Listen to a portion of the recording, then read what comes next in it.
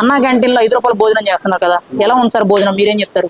బాగుంది, నిజం చెప్పండి సార్. నిజంగా బాగుంది, సమస్య లేదు.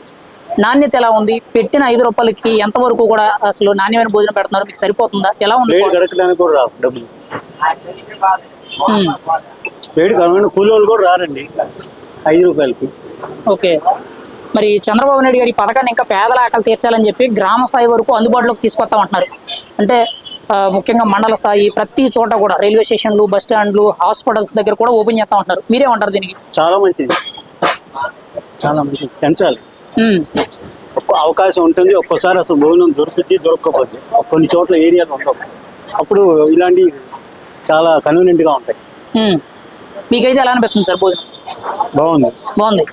మరి వైసీపీ ప్రతిపక్ష నాయకులు మాట్లాడుతూ కొంతమంది అన్నా క్యాంటీన్లో బెచ్చగాళ్ళు అడుక్కునే వాళ్ళే తింటారు, దీనివల్ల ప్రభుత్వానికి ఖర్చు తప్పితే ఏమీ లేదని విమర్శిస్తున్నారు. మీరేమంటారు వాస్తవానికి? నేనేం అనట్లా, ఇక్కడికి వచ్చేవాళ్ళు అడుక్కునే వాళ్ళు ఎవరు కాదండి, వాళ్ళు వస్తే వాళ్ళు తింటారు, వాళ్ళు మనుషులేక. ఇప్పుడు ఇక్కడికి వచ్చిన వాళ్ళు అన్నం ఎక్కడ గబక్కన అవకాశం లేకపోతే ఎవరు తింటారు, తప్పేంటి?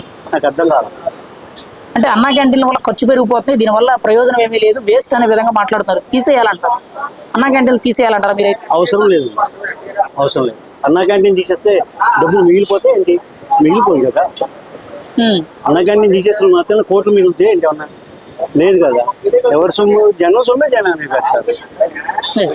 మరి ప్రభుత్వం ఇటువంటి పథకాలు, పేదల ఆకలి తీర్చే పథకాలు పెట్టుకురావడం, ముఖ్యంగా చంద్రబాబు నాయుడు గారు ఇటువంటి నిర్ణయం తీసుకోవడం మీరేం చెప్తారు?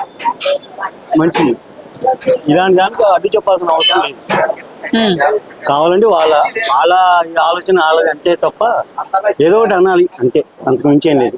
మీకైతే 5 రూపాయలు అన్నా క్యాంటీన్ భోజనం ఎలా ఉందంటారు? బాగుంది. రైట్.